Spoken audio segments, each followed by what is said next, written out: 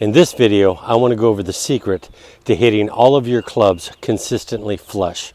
Now, there's a number of secrets, so if you're looking for the one simple key that is going to fix all of your swing problems, you're going to have to watch this whole video, because I'm going to cover a few different things that you need to focus on that is going to help you be able to hit that ball consistently flush. We all want to be able to walk up to that ball first shot of the day, every day, out on the course or at the range, and just consistently smash it. It's a great feeling to be able to do that time and time again. So what are some of the keys, or what are the secrets that we need to know so that we can hit that ball consistently flush with every club in our bag? Well, golf is a game of measurements. And one of the key things that we want to do is make sure that we maintain our measurements throughout our swing. And there's a few things that we have to do in order to make that happen.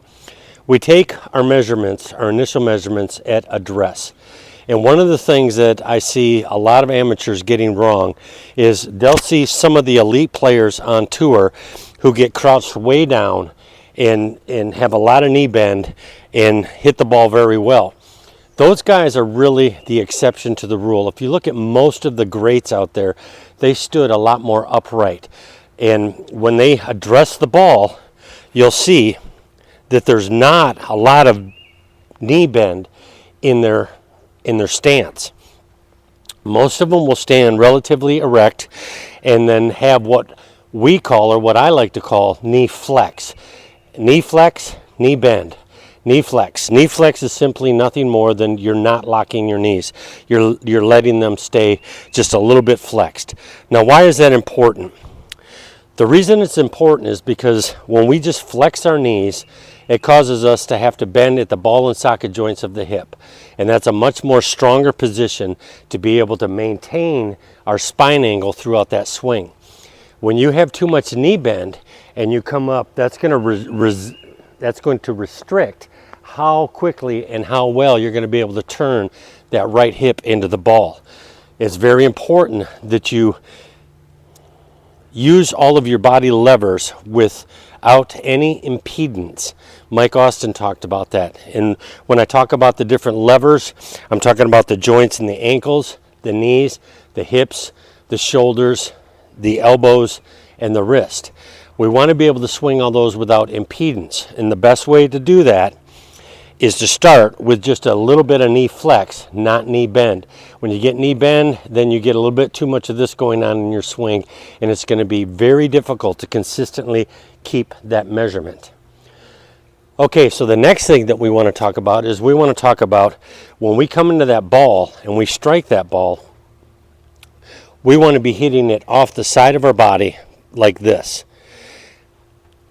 That measurement is very close to the measurement that we have at address. The way that we address the ball, we step into it, we've got that just a little bit of knee flex, we kick the right knee in a little bit to lower the shoulder, and we're in this position at address. Very close to where we're going to be at impact. Very important measurement that we want to keep. The next thing that we have to do is we have to remember this is a ground up swing. What do I mean by that? I'm sure all of you have heard this concept about a ground up swing. What that means is it means that we have to start with our lower body and transfer all of our energy up to get that upper body going. What so many amateurs do is they will start their swing from the top, meaning their arms, and they'll swing like this. Now, my measurement was perfect, so I still hit that really well.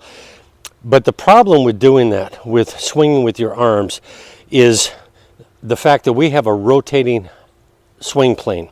What I mean by a rotating swing plane is as we turn our shoulders back, if we were to let our arms take off first, you're going to see that the club's going to bottom out way back here if we don't turn our lower body and our shoulders.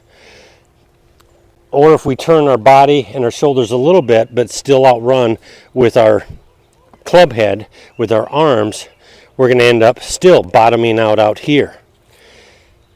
What we need to do is we need to swing from the bottom up. First thing that needs to happen is our legs and our hips starts to turn. Then our upper body turns. The arms stay in position. They are the very last to move, and the arms don't move until really right about impact.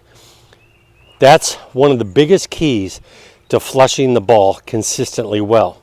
What we want to do is we want to get those arms up into position. We want to turn our entire body just like this and keep those arms from going like this. We want to come in like that. One thing that we do that may seem out of order with the swing that I teach, swinging from the bottom up, there is one thing that we're not doing from the bottom up, and that's our hand motion. And what I mean by that is when we're at the top of our swing, we want to do this with our hands. This will help generate a lot of club head speed. I do that in conjunction with that right hip turn.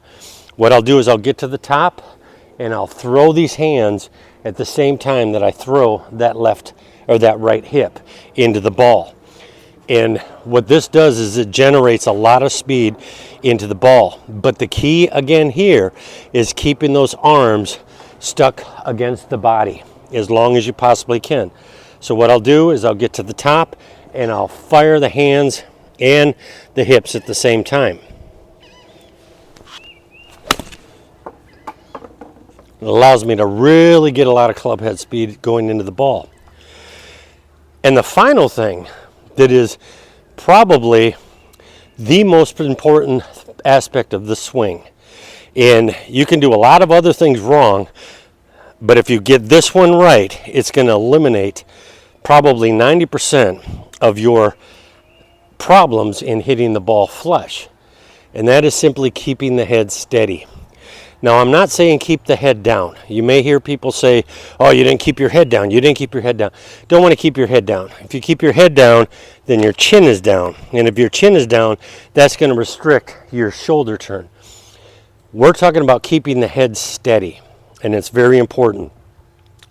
What I mean by keeping the head steady, when we look down at the ball, you'll see my chin is not down here. I'm not keeping my head down. My chin is up here, and I'm looking downward with my eyes towards the ball.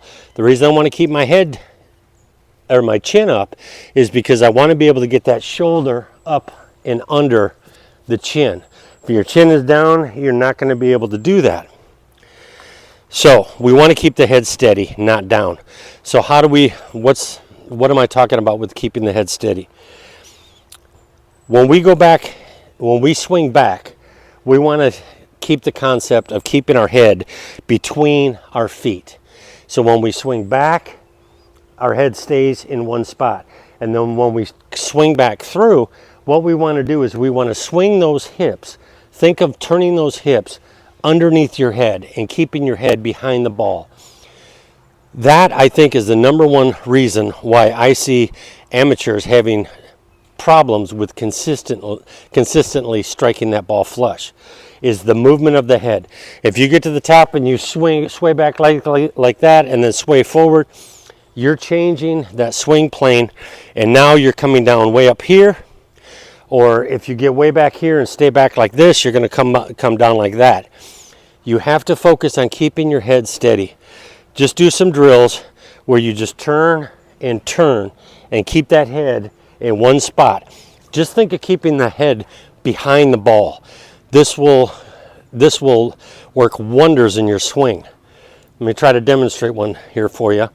I'm going to really focus on keeping my head behind that golf ball until after impact. It's after impact that we come up and out of the shot. We don't want to do that beforehand.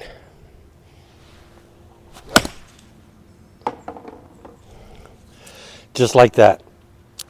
So those are the secrets to consistently flushing all of your clubs, pitching wedge all the way through driver. Work on those things. Remember, keep the concept of measurement. You need to keep a consistent measurement throughout your swing. It's very important. This will help you hit that ball more flush, swing after swing, shot after shot.